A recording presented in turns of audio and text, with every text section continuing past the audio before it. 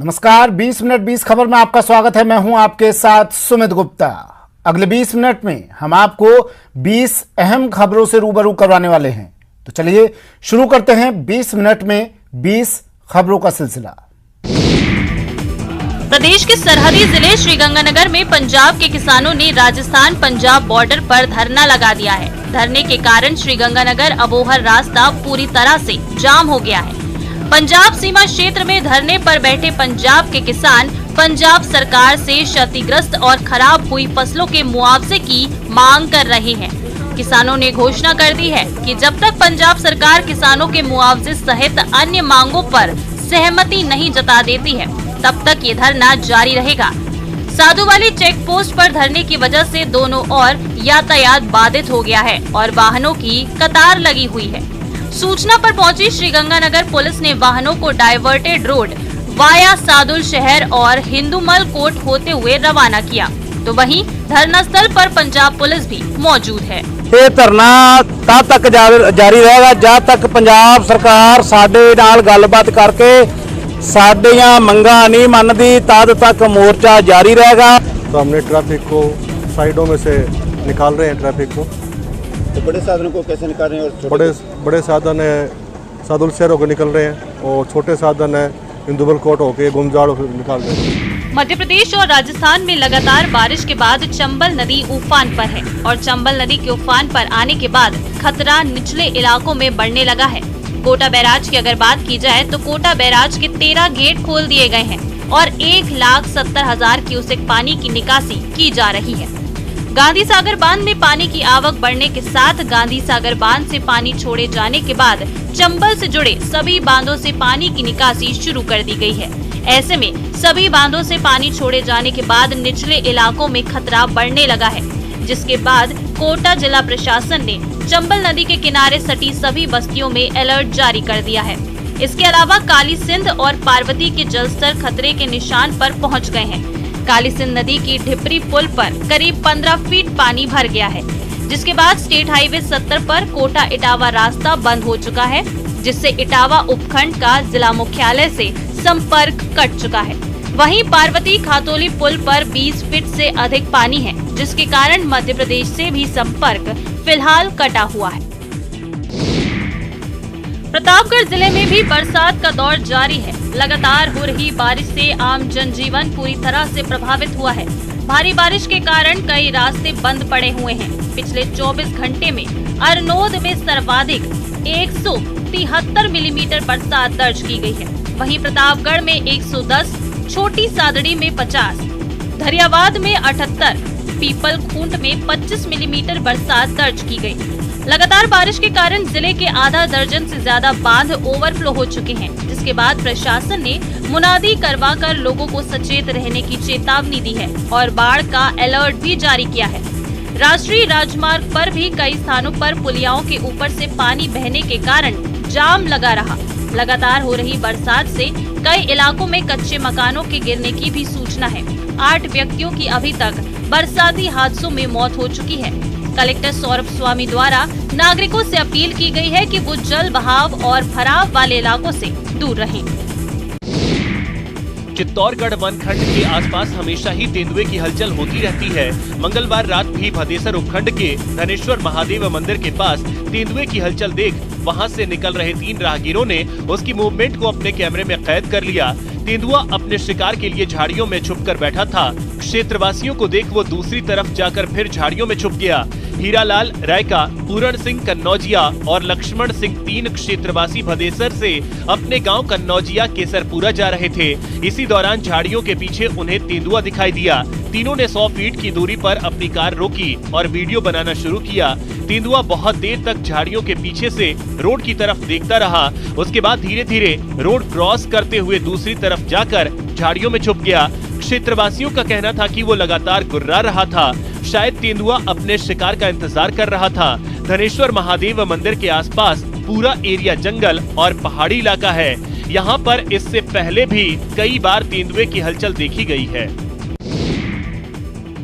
डूंगरपुर जिले में लगातार बारिश के कारण नदी नाले उफान पर हैं। वहीं तालाब और बड़े बांध ओवरफ्लो हो गए हैं। जिले में सबसे ज्यादा 4.25 इंच बारिश साबला में हुई है, जिसके बाद बेणेश्वर धाम टापू बना हुआ है। मंगलवार को दिन भर रुक रुक कर बरसात का दौर चलता रहा। रात भर भी बारिश हुई, इससे नदी नालों में पानी की भारी आवक हुई है।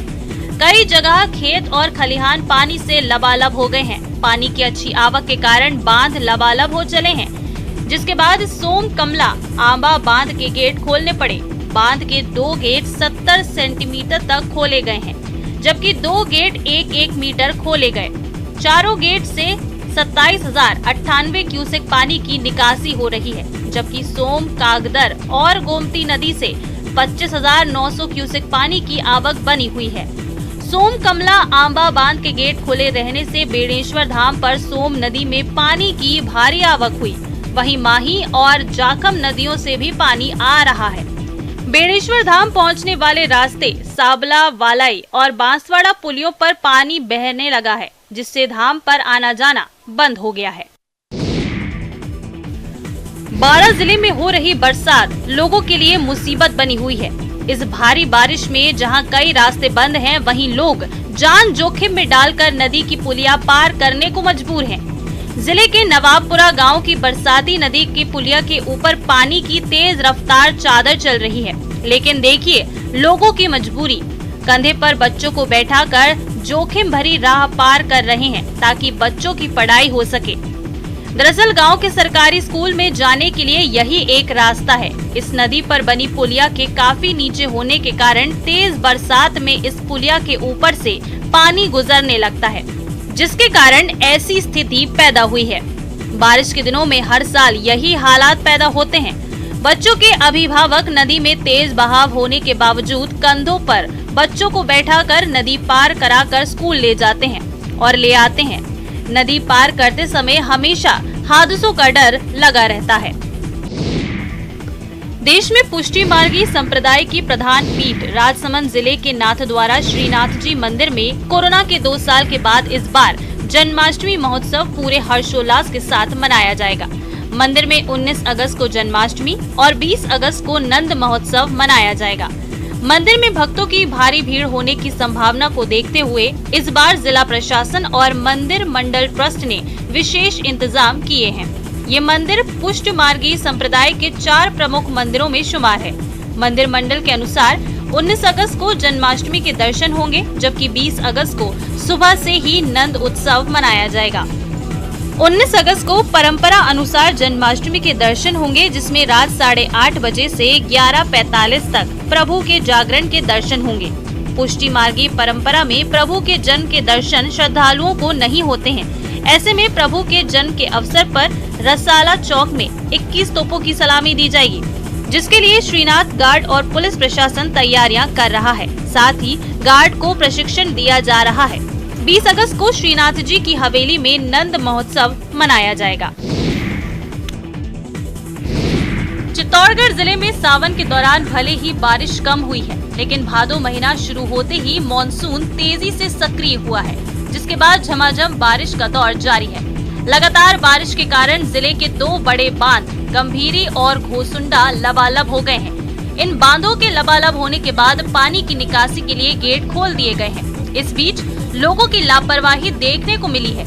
गंभीरी बांध से निकाले जा रहे पानी के रास्ते पर गांव अरनिया जोशी और अरनोदा को जोड़ने वाली पुलिया है, जिससे तेज बहाव से पानी निकल रहा है, लेकिन इसके बावजूद लोग अपनी जान जोखिम में डालकर मछलियां पकड़ने की कोशिश करते दिखाई दे रहे हैं। वहीं दूसरी ओर इस रास्ते पर सुरक्षा का कोई भी इंतजाम नहीं होने से लोग बेरोक टोक अपनी मनमानी कर रहे हैं।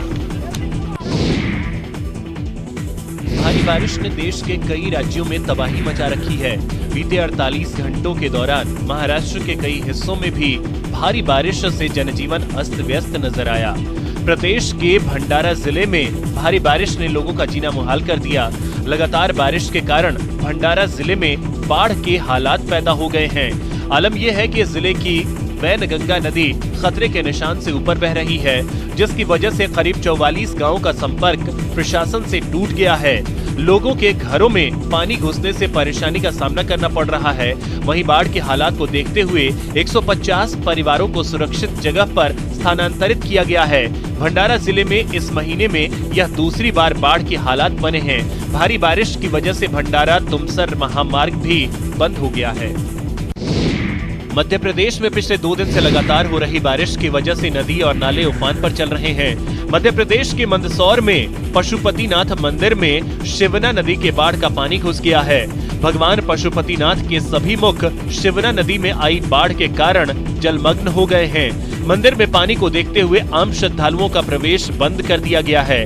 मंदिर में पुलिस के जवानों को तैनात किया गया है। अभी भी शिवना नदी का पानी लगातार बढ़ता जा रहा है। मंदिर में दर्शन करने आए एक श्रद्धालु राजेश सिंह ने बताया कि भगवान पशुपतिनाथ की प्रतिमा शिवना नदी से ही प्रकट हुई है। बाढ़ के हालात जब भी होते हैं तब शिवना नदी का जल मंदिर में प्रवेश के बाद भगवान का जलाभिषेक अपने आप होता है। पशुपतिनाथ मंदिर के प्रबंधक ने बताया कि बाढ़ के पानी की वजह से सुरक्षा को ध्यान में रखते हुए मंदिर में आम श्रद्धालुओं का प्रवेश बंद कर दिया गया है। इसके अलावा मंदिर की पूजा भी पंडित सुरक्षित स्थान पर रहकर कर रहे हैं। मंदिर के भीतर अभी प्रवेश भी बंद है। श्रद्धालुओं और पुजारियों को बाढ़ का पानी कम होने का इंतजार है।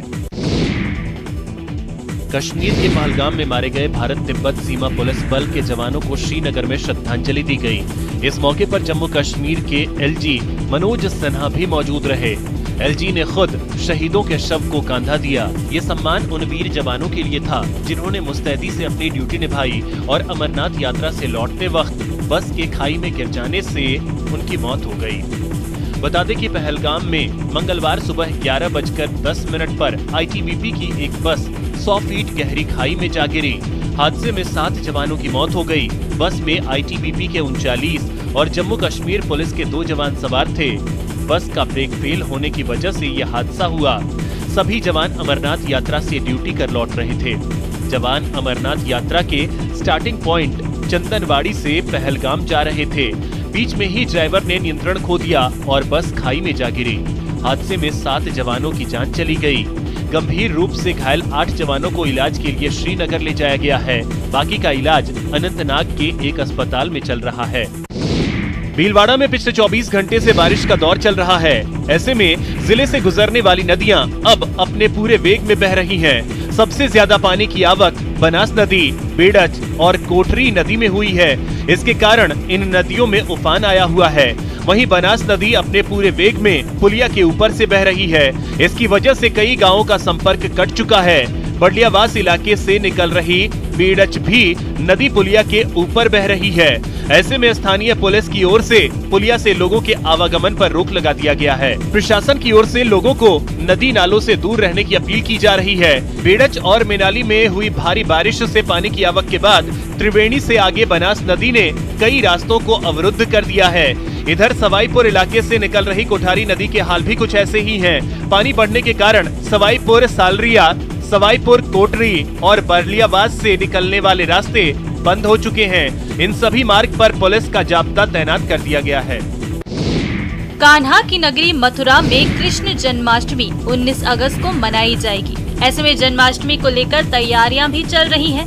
भगवान श्री कृष्ण का जन्म स्थान कारागार होने की वजह से इस बार मथुरा जिला जेल में भगवान कृष्ण की पोशाक ODOP योजना के तहत बड़ी संख्या में बनाई जा रही है।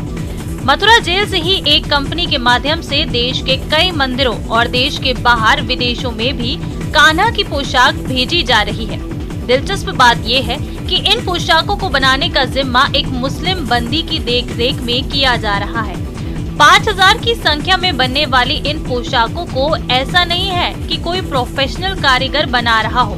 भगवान कृष्ण के जन्म महोत्सव के बाद उनको पहनाए जाने वाली पोशाकों को वो कारीगर बनाने में जुटे हुए हैं जो अपराध कर समाज में दहशत फैलाने का काम किया करते थे, लेकिन पिछले लंबे समय से जेल में बंद हैं और अब ट्रेनिंग के बाद इन पोशाकों को बनाने में जुटे हुए हैं। सबसे खास बात ये है कि जिस बंदी के निर्देशन में पोशाक बनाने का काम किया जा रहा है वो मुस्लिम है। मुस्लिम बंदी का कहना है कि ये तो उसका सौभाग्य है कि मुस्लिम होने के बाद भी उसे भगवान की पोशाक बनाने का काम मिला। लाखों लोगों में से मुझे जेल के अंदर ये काम करने का मौका मिला है। ये भगवान की ही कृपा है। 19 अगस्त को श्री कृष्ण जन्माष्टमी को लेकर प्रदेश के तमाम मंदिरों में तैयारियां जोरों पर हैं। राजधानी जयपुर के विश्व प्रसिद्ध मंदिर गोविंद देव जी में भी जन्माष्टमी की तैयारियां करीब पूरी कर ली गई हैं। कोरोना काल के कारण 2 साल तक मंदिर में सार्वजनिक कार्यक्रम नहीं हुए थे। ऐसे में इस बार भक्तों में खासा उत्साह देखा जा रहा है।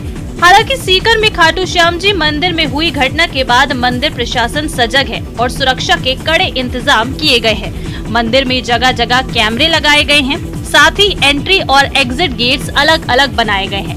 भगवान के दर्शन के दौरान पुलिस हर जगह मौजूद होगी। इमरजेंसी सेवाओं के तौर पर फायर ब्रिगेड की गाड़ियां होंगी, एम्बुलेंस होंगी और डॉक्टर्स मौजूद रहेंगे। वहीं इस बार प्रसाद वितरित नहीं होगा। मंदिर सुबह 4 बजे भक्तों के लिए खुल जाएगा। दोपहर में 1 घंटे के लिए मंदिर बंद होगा, जिसमें ठाकुर जी को भोग लगेगा। अगले दिन नंदोत्सव मनाया जाएगा, बधाई बांटी जाएगी और शाम 4 बजे से शोभा यात्रा निकाली जाएगी, जो छोटी चौपड़ होते हुए श्री गोपीनाथ पहुंचेगी। ये पहली बात तो ये कि यहाँ पे इस दरबार में वीआईपी एंट्रियों के लिए कोई व्यवस्था, वैसे तो मंदिर प्रशासन ने एक जनरल पास इशू करे। जो लोग जिसके अंदर सुगमता से, जिनके पास मान लो चलने फिरने में दिक्कत हो, कोई बात हो, उन लोगों के लिए एक जनरल पास इशू किया है। उसके लिए एक लाइन अलग है।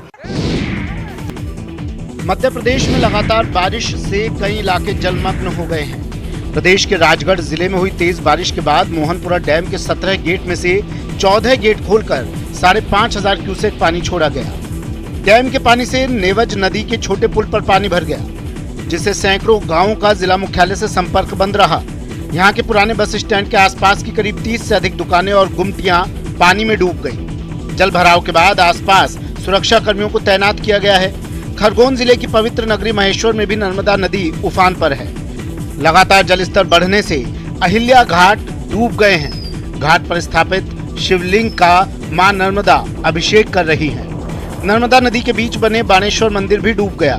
20 दिन में दूसरी बार किले के गेट बंद कर दिए गए हैं। पर्यटकों की आवाजाही पर रोक लगा दी गई है। घाट पर पुलिसकर्मी और गोताखोर तैनात कर दिए गए हैं। नगर परिषद की टीम नर्मदा किनारे निचली बस्तियों में तैनात है। लगातार मुनादी करवाई जा रही है। हालांकि फिलहाल नर्मदा नदी खतरे के निशान से करीब 4 मीटर नीचे बह रही है। मध्य प्रदेश में हुई भारी बारिश के साथ ही केन, बेतवा और चंबल नदियों से लगातार छोड़े जा रहे पानी के चलते संगम नगरी प्रयागराज में गंगा और यमुना नदियों का जलस्तर तेजी से बढ़ रहा है।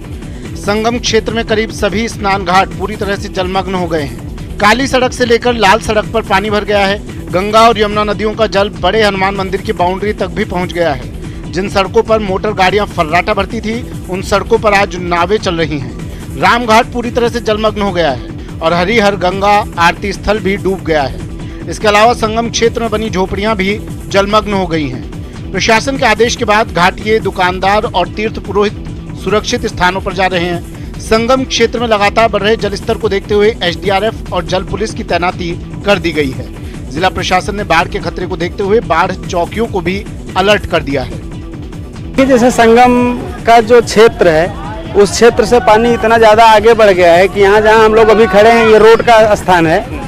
यहाँ कभी पानी रहा नहीं करता और आम दिनों में जहाँ स्नान किया जाता है, उस क्षेत्र को छोड़ के अभी लोग सड़कों पर स्नान। रेलवे और कुली एक दूसरे का पर्याय बने हुए हैं। कुलियों पर न जाने कितनी फिल्में और डॉक्यूमेंट्री बन चुकी हैं। रेल यात्रियों का सामान ढोते कुली हर रेलवे स्टेशन पर मिल जाते हैं। लाल कमीज और हाथ पर धातु का बिल्ला नंबर कुलियों की पहचान है। लेकिन अब आधुनिक होते रेलवे स्टेशन कुलियों की कब्रगाह बनते नजर आ रहे हैं। देश में अब बड़े रेलवे स्टेशन की बजाय टर्मिनल बनते जा रहे हैं। बड़े जंक्शन पर यात्रियों की सुविधा के लिए एस्केलेटर लिफ्ट लगा दी गई है, ताकि यात्री जब बाहर से स्टेशन के भीतर आए तो एस्केलेटर या लिफ्ट के जरिए एक प्लेटफॉर्म से दूसरे प्लेटफॉर्म पर आसानी से पहुंच जाए। पहले ये सब सुविधाएं नहीं थी और तब यात्री कुली के सहारे अपना सामान लेकर चलते थे। बची खुची कसर ट्रॉली बैग ने पूरी कर दी। जब से ट्रॉली बैग आए हैं, यात्रियों ने कुलियों की तरफ देखना ही छोड़ दिया है। पहले ही कुली की न्यूनतम मजदूरी दर बहुत कम है और ऊपर से संसाधनों की आधुनिकता ने कुलियों की आर्थिक तौर पर कमर तोड़ दी है। ये समस्या भी ऐसी है कि कुली चाहकर भी कुछ नहीं कर सकते। आप जो है हम पे थोड़ा सा और गौर करें ताकि हमारे रेट बढ़ाएं और अभी तो फिलहाल जो है इससे संतुष्ट है कि मजदूरियाँ भी हमारी बहुत कम हो गई है, ट्रॉली बैग वगैरह उससे काफ़ी जो है फ़र्क पड़ता है इसके लिए। माउंट आबू सहित पूरे सिरोही जिले में रुक रुक कर मूसलाधार बारिश का दौर जारी है। जिले भर में हो रही तेज बारिश से नदी नालों में पानी की आवक शुरू हो गई है, जिससे जिले के 11 बांध ओवरफ्लो हो चुके हैं। माउंट आबू, पिंडवाड़ा, शिवगंज सहित कई स्थानों पर औसत मानसूनी बारिश का भी रिकॉर्ड टूट चुका है। 2017 वर्ष के बाद इस वर्ष अच्छी बारिश होने से किसानों के चेहरों पर खुशी की लहर देखी जा रही है। क्षेत्रवासियों का कहना है कि इस बार पानी की किल्लत नहीं रहेगी। वहीं खेतों में सिंचाई के लिए भी पर्याप्त पानी उपलब्ध होगा, जिसे लेकर लोगों में खुशी देखी जा रही है। 2 सालों से क्षेत्र में काल जैसी स्थिति उत्पन्न हो गई थी। पिछले 24 घंटों में माउंट आबू में 6 इंच, आबू रोड में 5 इंच, पिंडवाड़ा में 4 इंच, रेवदर में 3 इंच, सिरोही में 2 इंच और शिवगंज में 4 इंच से अधिक बारिश हुई। लगातार बारिश के बाद जिला प्रशासन मुस्तैद है और लोगों से बांधों पर नहीं जाने की अपील की है। भीलवाड़ा में एक अनोखा दृश्य देखने को मिला, जब लोगों ने एक बंदर की मृत्यु पर उसकी शव यात्रा निकाली और विधि विधान से अंतिम संस्कार किया। भगवान हनुमान के वंशज कहे जाने वाले एक वानर की मंदिर में बालाजी की प्रतिमा के पास मृत्यु हो गई, जिसके बाद ग्रामीणों ने बंदर की गाजे बाजे के साथ नाचते गाते अंतिम यात्रा निकाली। इस दौरान ग्रामीणों ने पुष्प और गुलाल की वर्षा करके अंतिम यात्रा का स्वागत किया। इसके बाद मोक्ष धाम में विधि विधान से बंदर के शव का अंतिम संस्कार किया गया। घटना जिले के खैराबाद की है। बताया जाता है कि बंदर पिछले 3 दिनों से बीमार चल रहा था, जिसकी मंगलवार की रात गांव में ही स्थित 4 भुजानाथ बड़ा मंदिर में बालाजी की प्रतिमा के पास मृत्यु हो गई। ये खबर पूरे गांव में फैल गई, जिसके बाद पूरे गांव के लोग वहां एकत्रित हो गए और सबने मिलकर बंदर का विधिवत अंतिम संस्कार करने का फैसला किया, जिसके बाद अर्थी सजाई गई और शव यात्रा निकाली गई। इस दौरान लोग भजनों पर झूमते हुए, जयकारे लगाते हुए चल रहे थे। चलिए, बुलेटिन में फिलहाल इतना ही। दीजिए इजाजत। नमस्कार।